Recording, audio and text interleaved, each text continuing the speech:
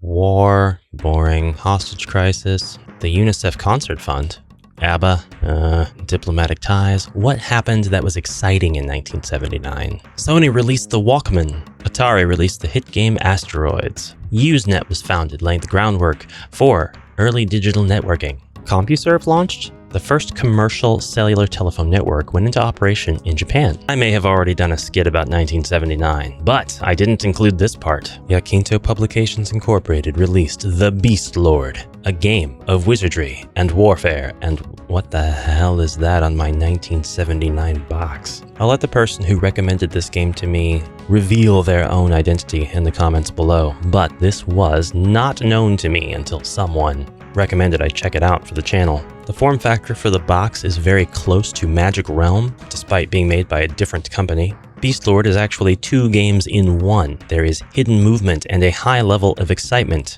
The scale of the strategic board defines that 1 hex equals 1 mile, 1 counter equals 1 to 200 men, elves, goblins, or creatures, and 1 move equals 6 hours. In the tactical version of the game, 1 hex equals 50 meters, 1 move equals approximately 10 minutes. This is a 2 to 4 player game, and the average playing time ranges from 1 to 3 hours. This is a level 3 complexity war game, but describes itself as a game of near hidden movement through the use of dummy counters, burying players in the fog of war and raising the art of bullying, bluffing, and threatening to new heights. Combat is savage, lethal, and quick through players who are reluctant to fight or who stare disaster in the face, may attempt to withdraw to fight another day. Threat of ambush slows the cautious in a game where speed and decision and movement are all important, but it also severely punishes the rash. Assassins lurk in the shadows. Spies gather information and plot their dastardly deeds, and around and through it all, magicians strive to protect and guide their own, to confuse and destroy their enemies. The BEASTLORD is 2 games in one and comes complete with 2 colorful 21.5 by 27.5 map boards, 1 strategic and 1 tactical. The strategic map board shows the valley in its entirety. The tactical map represents all the major terrain types in the strategic board, carefully arranged to allow any confrontations on the strategic map to be accurately placed for tactical combat. Also included are over 600 extra thick die-cut counters, a game booklet containing rules for both strategic and tactical combat that are quick and easy to learn, as well as optional rules that add complexity and color to the player's tastes. 2 game dice, counter setup sheets for placement of all unit counters, cardboard screens, and a sturdy compartmented plastic tray for convenient counter storage. Never mind any of that, I have to know what this looks like when we unbox this. So we do so, taking a peek at the edges of the box. The design here is minimal, only what is necessary, but giving you some sort of sample as to what to expect. I'm expecting cheeks for days, but also all kinds of fantastic creatures. This game did not have any big company name behind it. I've never heard of Yakinto Publications. That might be more of a discredit to me than the company. Perhaps they were responsible for some of the most well-known games in existence, and I just haven't heard of them because I live under a rock. But the artwork that they commissioned for the cover is phenomenal. Included with my second-hand copy are several long pieces of paper that I don't know the reason for those yet. A booklet, the revised edition of which published in 1980, making my whole 79 skit completely worthless. Thanks, Yakinto. Bit of a miniature catalog, which we will go through. I always love to see those. The counter setup sheet, 1 for each player. We have space for all, not all 26 letters, all 20 letters of the 1979 alphabet before U onward was invented. Before U was invented, it was before I was invented. 4 castle, 1 town or nest, gross, and 5 hamlets or lairs. Spell points totals is some handouts giving us, no, these are different. One's 0608, one's 0609. So one of these is strategic and the other is tactical. If I had to guess, there are subtle differences in the numerations of things. I believe this is going to tell us what each counter represents across the 2 games, just serves as a reminder. And then finally, we get the maps. And yes, we get 2 full color maps that are gigantic in size. I actually got this game unpunched. It is almost completely brand new. And I don't know that I want to punch any of it out. I don't know that if I'm ready for the level 3 complexity of a war game of this type, but it has already sold me on interest. It's already made me want to get it so that I can at least check it out. To use my privilege and the world in which we live, which includes a secondhand market online to be able to acquire such goods. This is truly awesome, but these are our 600 tiles, and they are extra thick stock. They didn't have to go this hard. These could have been just the little paper chits that are present with pretty much every other game that I get, but they are thick. Here's our 2d6. And here's our plastic tray.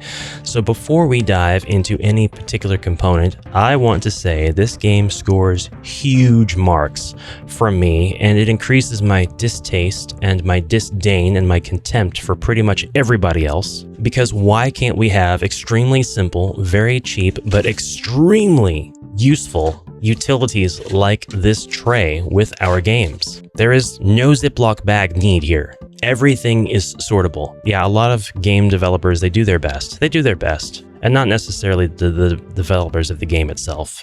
Although sometimes I think they do have a hand in this sort of thing, the storage and sortation of the components within the game system box. This is all that is needed here. And this is so lovely to see. If I unpunch every single tile, I'm going to have a home for each one of the tiles. Next, there are so many tiles, but since we don't have to have insane amounts of muddied art all over the place, we just have very simple, what looks like this was made using the CMYK push it through a series of printers that just do one color a piece method. If the tiles started out white, then we have red, green, orange, and blue, and that's our 4-color, and then we get a stamping of black. This is all that is needed to play a war game of a complexity of 3, and the symbols are not difficult to see, although they are pretty small, so I guess if you are of a bespectacled nature, this could be a bit of a pain. You'd have to let me know. I still have pretty decent eyesight. I do wear a pair of cheaters for when I want to read some books, depending on the font size, but this is okay for me. Would I be able to see these very clearly on the game board? We're going to find out. But this is doable, and in a modern sense, I would think that people would want to save as much money as possible and do stuff kind of like this. Okay, maybe we don't want to see the simplest of tiles, but then I have to go on to say that's an insane number of components, and there's only 2d6, and we don't have to have 20 different dice in the box to be able to play this at its complexity rating, which I keep referring to, but I will admit to you, I'm ignorant as to what it actually means. I don't know what a complexity rating of 3 means in this context, or if they even had other games with complexity ratings or just kind of making stuff up. Still, that's a lot for me to admire so far. I gotta point out the fact, though, that this comes with 2 different boards. It's not just one board on which the game is played 2 different ways, it's 2 separate boards. So what happens when we open up one of them? Now, it's pretty much the same material that you could go to Dollar Tree and obtain in the large cardstock sheets. I wonder if my camera's having trouble picking that up. The preview is really weird. It's just a quad fold, which is fine. 1 split helps the bowing since the material is small. We have our hexes. The distance between them has already been defined by what we read just on the back of the box, and we can tell even with the limited colors that we have mountains, we have rivers, we have plains. Perhaps these are deserts, or perhaps it's just yellow just because that was the only color they had left. We actually have 2 shades of green. We have our black and our white around the edges. Speaking of around the edges, we have all kinds of useful data and tables all around for the players, and it looks like each side is the same as the adjacent sides, which means that all of the information is easily visible to every player playing. There are even combat results tables and spots for destroyed and captured tiles to go, which means it's not just reference, it's actually part of the play. It's interactable. Why don't more games do this? And maybe I'm wrong. Maybe the war games of today do this. If we don't think about games like Age of Sigmar and 40K, I know that they don't, because this doesn't exist in those games. You have some terrain that you lay out and you move across it, but you don't have all of this reference stuff. You just need to consult the books. And maybe this isn't everybody's preference either. It's so crazy that the utility in the thought process was so ingrained when they designed this. It's nuts to me that they were this thoughtful of the player experience, and we were not at any point yet where we were refining these experiences. All right, I'm going to stop simping over the design team and get back to the actual looking and the presentation. We have the forking river, the black road, the gray wood, the broken hills, the palisades, the great axe wood, Stephen's wood, I believe that says plunging Run, the Triad Wood, some slopes, the Gateway Wood, Lorraine's River. Let's go ahead and explore some of the edges. We have our combat results table, CRT, our combat spells chart, the magic track, the board movement spells chart, the terrain effects on movement table, the terrain modifications to combat table, the withdrawal from combat table. We have what each of these symbols mean, the chieftain, the archer, fortification, spy, and so on, what the abbreviations are, then destroyed and captured. This information is repeated across the board, which folds back up like so, and then we can open up the other one, and then I'll be able to tell just by inference whether we were looking at strategic or tactical. We were looking at the tactical. The strategic board is a lot more zoomed out, and it includes... No, wait, am I wrong about that? No, this is more zoomed in. And the Black Road has a sort of 130 curvature. It goes through the Dragon's Lair, which is an island. We have a fork nearby that forks off again. That's not represented on this map. There are no words on this, just numbers to number the hexes. They start at 1101, that's the top left hex, and they go all the way down to 1133. They go all the way to the right to 5901. This is an enormous board on which to do battle, to explore, to make decisions, to strategize. The book mentioned something about a fog of war, and I want to get into that, but before we do that, we're going to look at these July 1980 releases from Yakinto. Pickett's Challenge. Pickett's Charge, I apologize. This is a game of the Battle of Gettysburg. Shooting Stars, which is a tactical game of fighter combat in space. Armor, which is a tactical game of armored combat in Western Europe. Ironclads, the expansion kit. Mythology. The boxed game components include a colorful 21.5 by 27.5 game board, a sheet of extra... It's the same thing, but mythology. A 2 to 10 player game set in the heroic age that allows each participant to assume the role and powers of a major Greek god or goddess. My goodness. Through prayer and sacrifice, players attempt to protect their favorite heroes from the wrath of their gods who may try to eliminate them before they can return from their quest with valuable and sacred items such as the Golden Fleece. Famous heroes such as Jason, Hercules, Theseus, and much more must face the constant perils of fearsome creatures or more divine things such as earthquakes, volcanoes, tempest, plague, and pestilence in order to survive and give glory to their god or goddess. That is so exciting. 88, Marine 2002, Battle, a game of generals.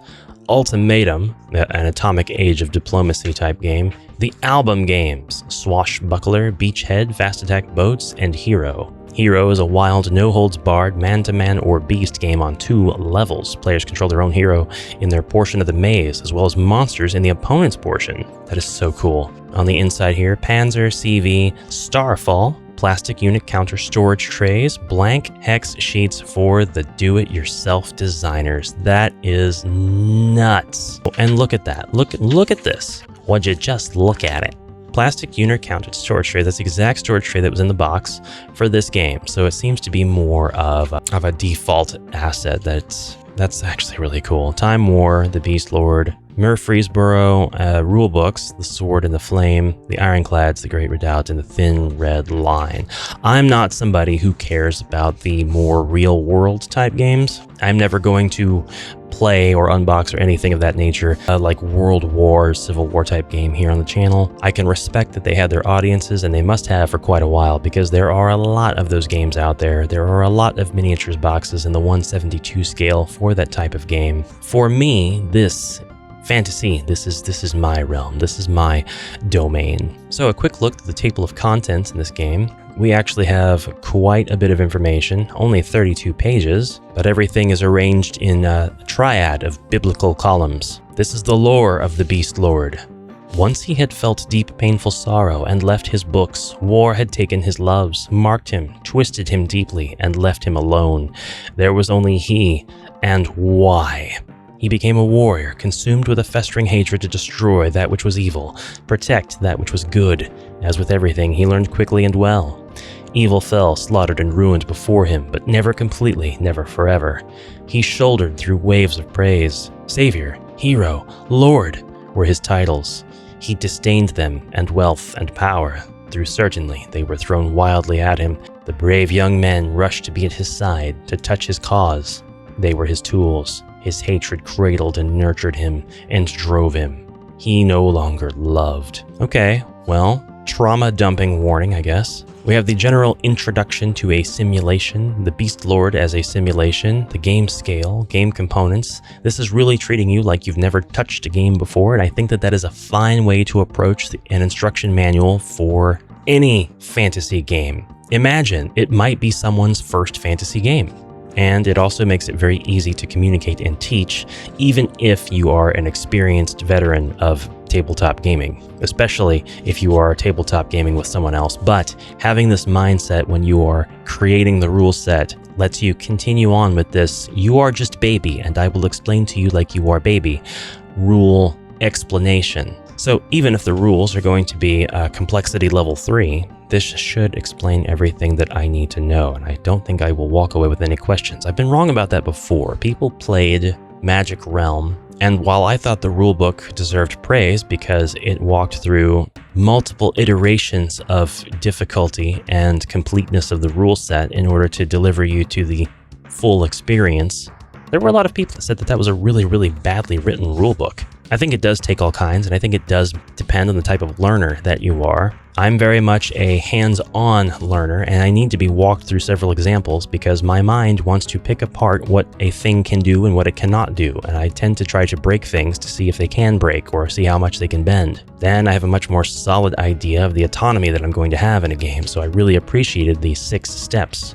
Ambiguity is an enemy, but if a game is going to have ambiguous rules, then you might as well say that interpreting them however you want is canonical to the player that is heading the game at the table. That sort of thing has never bothered me, which is why I'm such a fan of HeroQuest, because its shortcomings, if so they are, have not bothered me. But I do, as somebody who respects the teaching method and the different ways that educators of any kind can get through to people operate, give praise where I think praise is due. And praise is due for rulebooks that are well written. Understanding the strategic map board, understanding the counter setup sheet and board movement counters. So we have terrain types present on the strategic map board. The name of the terrain type is given, followed by a description of what the terrain type looks like on the map board. Clear terrain is represented by the yellow colored hexes. It's a terrain with no other terrain features present in the hex. It represents meadow, pasture, gentle hills, plain, or field. Hill terrain is represented by yellow colored hexes that contain brown hill silhouettes in them. So I guess these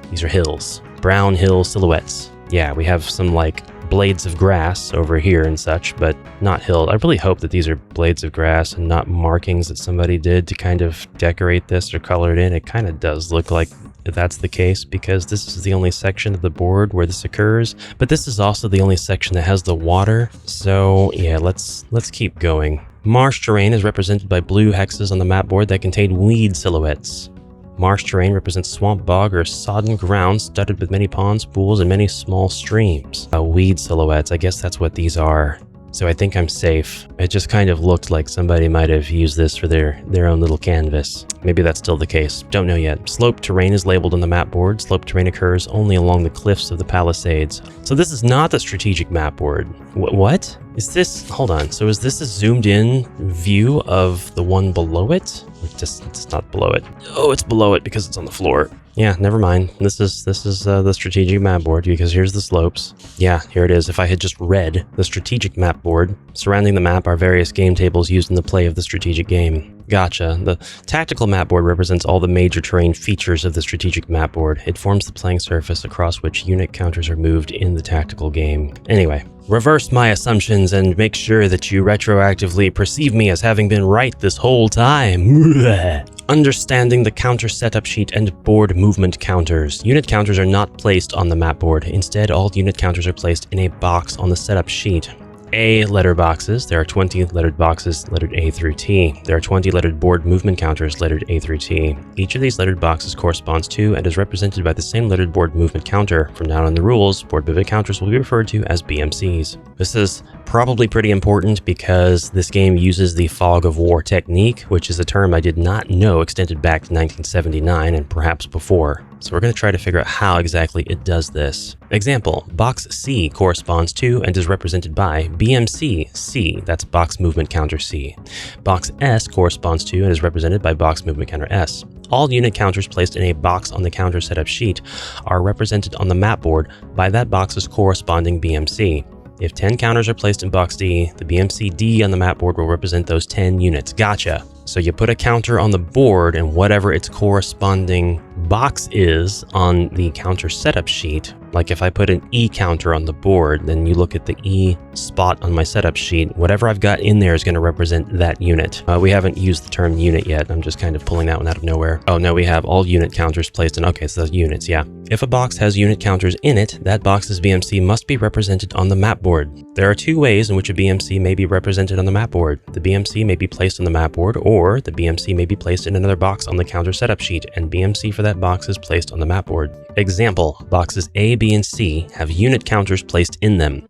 BMCs A, B, and C may be placed on the map board individually, or for example, BMCs A and B may be placed in box C, and only BMC C is placed on the map board. That makes sense to me. Just in case it doesn't make sense to you, I don't want to punch out my components. We have skull, we have barrel, and we have Cornelius's head. I'm going to place them in box T. Box T is going to be represented by this BMC. This is my board movement counter. I can place that on the map, and now that represents all this stuff moving around on the map. It's always going to contain this stuff. However, I have this Skaven and this wizard, and I'll place them in box Q, and they will be represented by this BMC. I don't want to place this on the map. I'm going to place this in box T. And now this represents this group, which is part of this group. Yeah, okay. Okay, I'm starting to see kind of how the fog of war will come into effect and how the bluffing and bullying mechanics are going to be utilized. That's actually pretty ingenious, at least if it goes the way I think it does. There are 4 castle boxes on the counter setup sheet numbered 1 to 4. There are 4 castle unit counters for the men player, numbered 1 to 4. There's 1 castle unit for the Beastlord player. Each castle unit corresponds to and represents the same numbered castle box. The Beastlord player will use the castle number 1 box to represent the dark castle. The Elven and Goblin players do not have castles. So you could be men, Elven, Goblin, or Beastlord. That's probably been explained very clearly earlier on in the manual. All castle unit counters are placed on the map board before play begins. Any unit counters placed in a castle box are considered to be in that castle on the map board. We're going to continue on with that logic, utilizing the hamlet/lair unit counters. The difference in the names does not affect the play of the game in any way. Nests and lairs are the same. Sorry, towns and nests are the same. Hamlets and lairs are the same. It just gives color to the game. The spell point total track is set up. Understanding the War Council Objectives card. Across the top of the card are the headings: unit counters, men, elves, goblins, and beastlord. Beneath each heading is a column of words or numbers. Each of these columns corresponds to that column's heading. Oh, you're talking about these. You're talking about these bad boys. These are War Council objectives. The words under the unit counter heading are a list of all unit counters used in the game. Under the remaining headings is a list of victory point values scored for the destruction of each unit counter. This does have rules for, or recommendation rather, for seating arrangements around the table. The men player will sit at the south edge of the map board. The elven player will sit at the west. I would imagine this is going to be the most useful logistically for all the players involved. Determining sides. 1 BMC for each color will be placed in a cup and shaken. Players will then reach into the cup and without looking will draw out 1 BMC. The BMC a player draws will be the race that player will take in the game. Beastlord is designed primarily as a 4-player game, though fewer can play. If there are fewer than 4 players, the Beastlord unit counters will not be used. Only the men, elven, and goblin unit counters will be used, and the same procedure for determining sides will be followed. In a 2-player game, all races may be used. In this case, as you would expect, each player will draw out 2 BMCs and will play those races during the game. The 2 races a player controls will be considered to be allies and may not attack each other. Stacking. Stacking refers to the placement of unit counters in a box on the counter setup sheet. There's no limit to the number of unit counters that may be in a single lettered box. There is a limit to the number that may be in a castle, town, or hamlet. They're called habitations. So I wonder if they mean stacking as in literally stacking up and down, or just placing a bunch of counters in the box. Dummy BMC is any BMC placed on the map board that does not contain any unit counters in that BMC's box on the counter setup sheet. The purpose of dummy BMCs is to confuse the opposing players as to the actual location of your units. The use of dummy BMCs is quite important in that it allows for a considerable amount of bluffing and threatening by a player using dummy BMCs. They're designed to keep the opponents so off balance and paranoid throughout the course of the game as to hopefully reduce the number of victory points they score by forcing them to be cautious. Dummy BMCs are also very useful in pulling a clean getaway after your real BMCs have been discovered and are being threatened. So how does that work? Are we supposed to hide the contents of our stuff, or are we supposed to use stacking to hide the contents of our stuff? We place our counters down, we know what's in each box, but our opponent does not. That would actually make sense. All right, all unit counters have to be punched out of their frames prior to use. Duh. Then we set up our map board. There's a substantial amount of setup. The number of hexes separating habitations refers to the number of empty hexes. Yes. Beastlord BMC placements. Water Troll Warrior, Lizard Warrior, Water Serpent Warrior. Oh, that's so cool. That's so cool. Introduction to the strategic game begins on page 10. The basic concept and play flow is that some imagination is needed to visualize what is being simulated. Of course, each player must move large bodies of warriors to fulfill the directives of the War Council and wear down the enemy sufficiently to control the valley. The players must decide where to attack or threaten and how much to prevent enemy depredations of friendly territory. As players operate in the dark concerning the victory conditions of the opposing players, some shrewd observations of enemy behavior are essential to winning the game. Players will determine and use any magic considered necessary, will move their units in a determined sequence between players, will conduct all attacks, and will review their position in relation to the positions of the other players, and will prepare for the next turn. Beastlord is played in turns, as one might expect. This goes on, and I don't want to continue going on into the rules, but I did want to check out the BMCs, the dummy ones. A box on the counter setup sheet with no units in it is a dummy BMC. A box on the setup sheet with at least one unit in it is a real BMC. A dummy BMC has no movement value. It can move as many hexes as the owning player desires. A dummy owned by the current moving player may be moved from one hex to another, picked up and removed from the map board, or placed on the map board on any hex at any time during the movement step of the moving player. If a dummy BMC is moved onto a hex containing an opponent's dummy, the opponent's BMC is discovered and is removed from the map board and is placed on the owning player's turn record track. Alright, so basically have to reveal them by moving into them. Extreme care must be taken by all players to ensure that no single unit counter moves in excess of that counter's maximum movement value, unless it's a dummy BMC, I guess. You can withdraw from combat. There are item counters. Ah, hey, look, there is a stack. Here they are. For ease of play, it is recommended that a military personality be placed in front of the military counter stack it is with, so as not to obscure the military stack. Yeah, we're not going to continue reading, but I do want to continue showing you the rule book. It's nothing but information. We don't have any art margins here, none of that silly visual juice.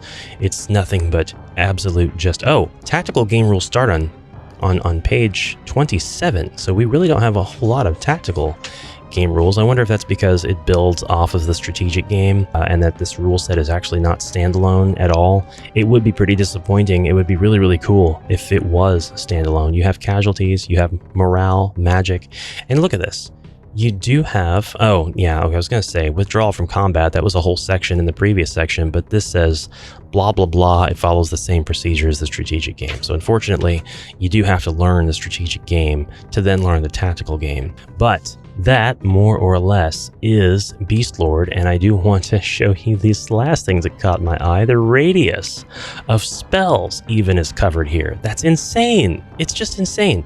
We have the burst pattern of the spell, showing you exactly what hexes would be affected, and we have radius here. The range of a spell is 0. The spell is centered on the hex the MU casting the spell is in. Part water will cause any 3 continuous march, pond, or stream hexes to be treated as clear terrain.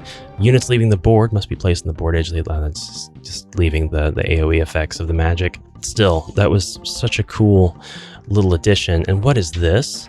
This is a list of spells under the magic section. Fast, slow, halt, lost, part water, invisibility, storm, shield, bolt, stonebreaker, wall of steel, web, fireball, dark, light, confusion.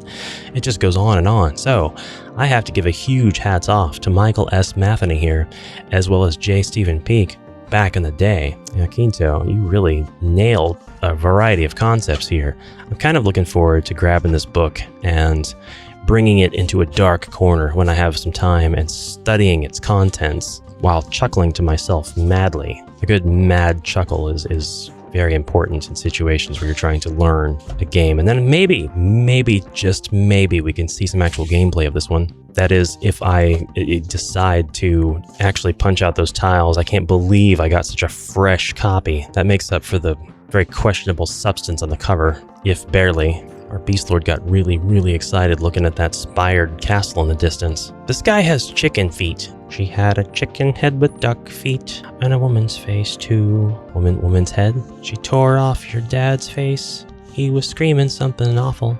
You see, you get 3 points. Just 3 if you know the reference. If you don't, you can Google the words and you can thank me later while you curse my name. Thank you very much. Did you play this game for watching? In your youth, breaking the rules of English because I'm trying to shove as many rules from the Beastlord into my brain as possible, and I'm forgetting things like grammar and word order and structure of sentence. Did you play this game in your youth or anytime recently? And if so, what was your experience? Are you excited about this? Would you get this? Are you on the hunt for it now because you thought it looked really, really cool as soon as you saw the contents? You need to let me know. I really want to know. I'm very curious what your thoughts are. But thank you very much for getting this far in the video. If you did, yell in the comments below, BEASTLORD! And as well as asking whatever questions and making whatever statements you wish to make. I will see you in the next exciting adventure, brave heroes. But until then, I bid you a fantastic rest of your day and an onward for now.